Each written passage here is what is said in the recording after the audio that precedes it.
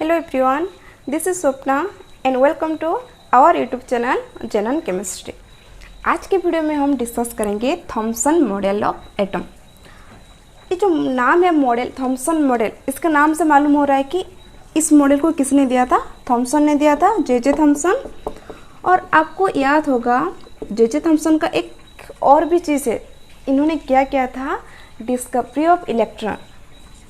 वो एक्सपेरिमेंट क्या था हम ऑलरेडी पढ़ चुके हैं, और अभी तक आपने इस वीडियो को नहीं देखा है तो जाकर प्लेलिस्ट में देख लेना, और उसके बाद जे थॉमसन मॉडल का ये जो टॉपिक है आप देख लेना। ओके, तो जे थॉमसन ने क्या कहा था? इलेक्ट्रॉन क्या होता है? बहुत ही स्मॉलेस्ट होता है, और उसको इन्होंने क्या नाम रखा? सब एटॉमिक पार्टिकल्स। सब एटॉमिक पार्टिकल्स का मतलब क्या होता है? देखो, एटम है, एटम से भी और भी छोटे छोटे जो भी चीज़ हैं उसको उन्होंने नाम रखा सब atomic particles. That means atom क्या होता है? ब्रेकेबल होता है, और अगर हम एटम को ब्रेक करेंगे तो उनमें से क्या क्या निकलेगा? प्रोटॉन निकलेगा, न्यूट्रॉन निकलेगा, इलेक्ट्रॉन निकलेगा, और भी बहुत सारे पार्टिकल्स होते हैं।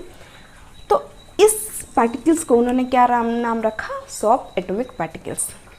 जब इलेक्ट्रॉन का डिस्कवर हो गया तो जे थॉमसन ने क्या सोचा? उन्होंने एटम को एक स्ट्रक्चर में समझा कि एटम कैसे होगा और कैसे दिखना चाहिए। अगर हम एटम को कंसिडर करेंगे, उसका सब एटॉमिक पार्टिकल्स को कंसिडर करेंगे, तो उसका अपीयरेंस कैसे होगा। तो इस मॉडल ने उन्होंने एटम का जो अपीयरेंस होता है उन्होंने उसको समझाया है। तो उन्होंने क्या बोला था? इलेक्ट्रॉन क्या होता है? नेगेटिव चार्ज होता है। Almost every atom that is neutral. Atom क्या होता है? न्यूट्रल होता है। दैट मीन्स क्या होता है? इलेक्ट्रॉन नेगेटिव चार्ज है तो इसके अंदर कुछ पॉजिटिव चार्ज होगा। ओके, तो उन्होंने क्या बोला? एटम को एक स्फीयर की तरह लिया, और उस स्फीयर में पॉजिटिव चार्ज सेंटर में होता है, और उस स्फीयर में इलेक्ट्रॉन्स क्या होता है? बीच में कुछ कुछ जगह में इलेक्ट्रॉन्स आर एम्बेडेड। ये जो आइडिया है, उस आइडिया को उन्होंने क्या नाम रखा? Thompson model of atom. Atom कैसे दिखेगा? एक सेंटर में एक पॉजिटिव चार्ज होगा, और उसके सराउंडिंग में बहुत छोटे जगह में बहुत कम स्पेस में इलेक्ट्रॉन्स ऑक्युपाई करेंगे, और बड़े से स्फीयर में और बड़े से जो जगह में कौन अपीयर करेगा? पॉजिटिव स्फीयर्स होगा। तो उन्होंने ऐसे ही करके एटम को डिस्क्राइब किए थे। इसका एक एग्जाम्पल है वाटरमेलन। वाटरमेलन कैसे दिखता है? इसमें रेड कलर का एक पार्ट होता है, रेडिश पार्ट होता है, और उसमें रेडिश पार्ट में क्या होता है? उस रेडिश पार्ट को उन्होंने पॉजिटिव पे रखा, और वो जो शेड होते हैं, ब्लैक कलर शेड होता है, वो कुछ जगह में होता है। तो उन्होंने उस ब्लैक शेड्स को इलेक्ट्रॉन का नाम रखा, और जो स्फीयर है, जो रेडिश कलर है, उन्होंने उसको पॉजिटिव स्फीयर रखा। तो उन्होंने क्या बोला था? जो एटम कैसे दिखता होगा?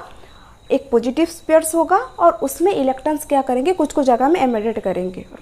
तो ऐसे ही करके जे थॉमसन ने एटम को डिस्क्राइब किए थे। ये बहुत ही सिंपल है, और आप बहुत बार इसे डिस्कस कर चुके होंगे, क्योंकि ये जब हम स्कूल में पढ़ते हैं तो ये टॉपिक ऑलरेडी उसमें होता है, थॉमसन मॉडल ऑफ एटम। तो नेक्स्ट हम क्या पढ़ेंगे? Rutherford model. ये जब मॉडल उन्होंने दिए थे जे थॉमसन ने, उस वक्त न्यूक्लियस का आइडिया नहीं था, और हम कह सकते हैं कि उस वक्त न्यूक्लियस का डिस्कवर नहीं हुआ था। लेकिन इसके बाद न्यूक्लियस का डिस्कवर हुआ, और किसने डिस्कवर किया था? रदरफोर्ड ने।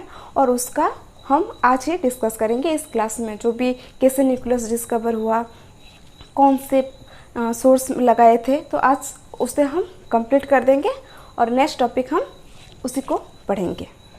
रदरफोर्ड्स मॉडल ऑफ एटम में हम क्या डिस्कस करेंगे? न्यूक्लियस का डिस्कवर कैसे हुआ था। न्यूक्लियस का डिस्कवर किसने किया था? रदरफोर्ड ने। और जो भी प्रोसेस होता है, जो भी एक्सपेरिमेंट होता है, और कैसे न्यूक्लियस डिस्कवर हुआ था, ये सब हम आज डिस्कस करेंगे। तो रदरफोर्ड एक बहुत बड़े साइंटिस्ट थे। उन्होंने पहले से ही रेडियो एक्टिविटी में काम कर रहे थे। ये बहुत ही अमीर थे, समझ रहे हो ना। तो इन्होंने क्या किया था? एक अल्फा पार्टिकल का सोर्स लिया था।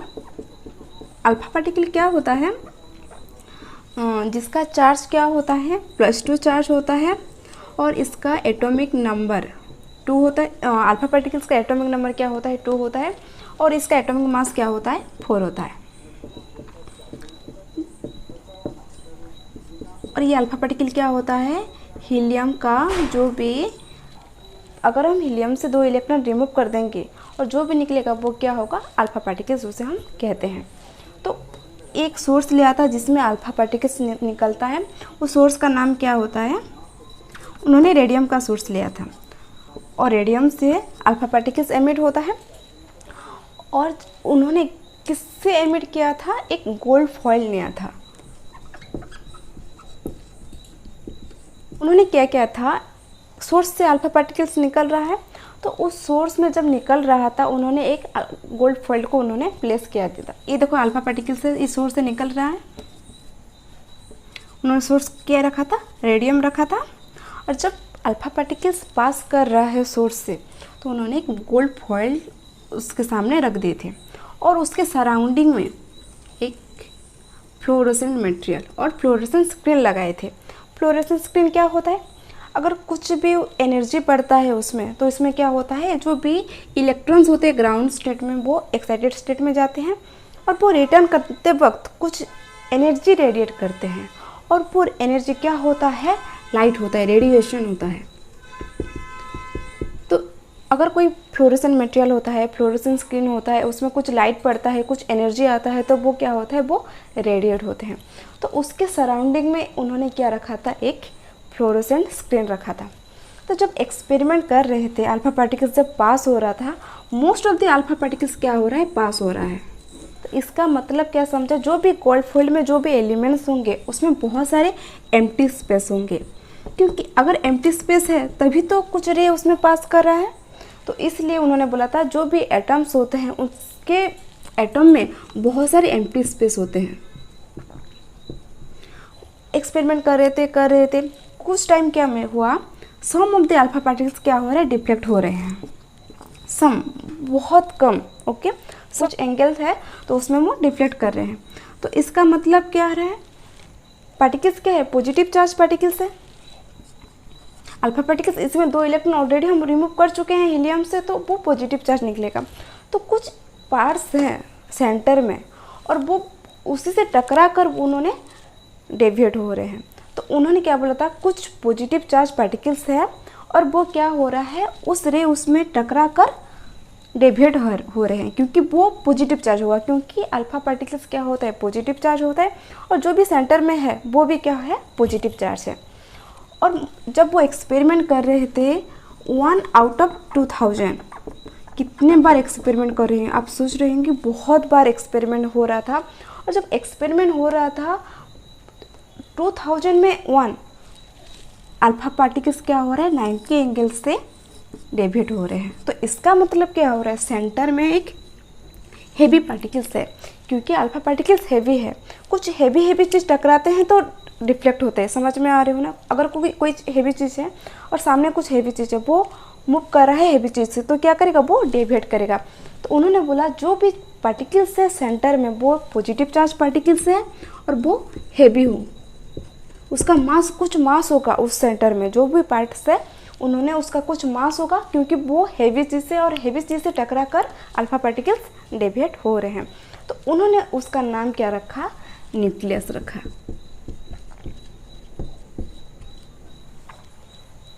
तो ऐसे करके इन्होंने न्यूक्लियस का डिस्कवर किया था।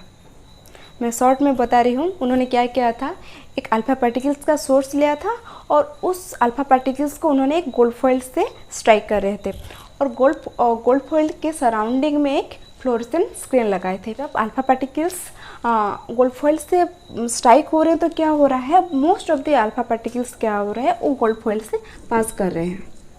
मतलब जो भी एलिमेंट्स होंगे उसमें बहुत सारे एम्प्टी स्पेस होंगे, और कुछ अल्फा पार्टिकल्स क्या हो रहा है, सम एंगल से डिफ्लेक्ट हो रहे हैं। तो इसका मतलब क्या हो रहा है, कुछ पॉजिटिव चार्ज पार्टिकल्स है और उसी से ये रे स्ट्राइक होकर डिफ्लेक्ट हो रहे हैं।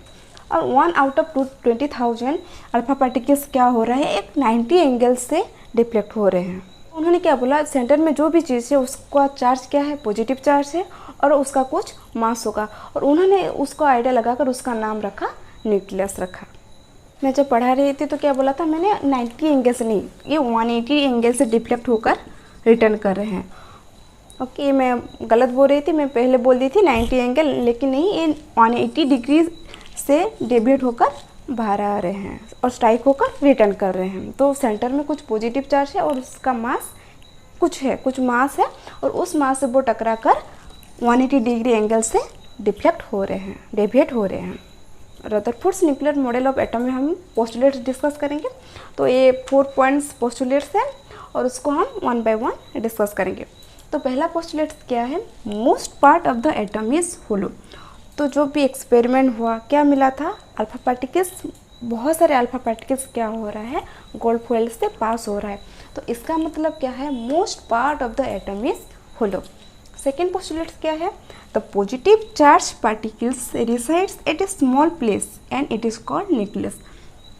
बहुत सेंटर में क्या है, एक बहुत पॉजिटिव चार्ज पार्टिकल्स है और उसका साइज क्या है, वो बहुत स्मॉल स्पेस ऑक्यूपाई कर रहा है और उसका नाम रखा, न्यूक्लियस का नाम रखा, क्योंकि most of the alpha particles pass कर रहे हैं और बहुत कम अल्फा पार्टिकल्स क्या हो रहा है, डेविएट हो रहे हैं। तो जो भी सेंटर में होता है न्यूक्लियस, वो कम place occupy, small place occupy कर रहा है। थर्ड पोस्टुलेट क्या है, तो पॉजिटिव चार्ज इज हेवी। जो भी सेंटर में है पॉजिटिव चार्ज है वो क्या है, हेवी है। इसका मतलब उसका कुछ मास है, क्योंकि अल्फा पार्टिकल्स एक हेवी पार्टिकल्स है, उसका जो न्यूक्लियस है वो बहुत हेवी है। तो हेवी चीज़ से वो टकरा कर डेविएट हो रहा है। तो जो भी पॉजिटिव चार्ज है सेंटर में वो बहुत हेवी होगा और उसका कुछ मास होगा।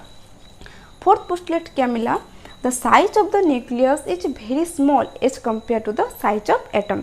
अगर हम कंपेयर करेंगे एटम के साइज को किससे, साइज ऑफ न्यूक्लियस से, तो किसका साइज कम निकलेगा, साइज ऑफ न्यूक्लियस बहुत ही स्मॉल होगा as compare to size of atom, क्योंकि वो बहुत कम स्पेस ऑक्यूपाई कर रहा है। तो इसका मतलब क्या है, उसका साइज स्मॉल होगा।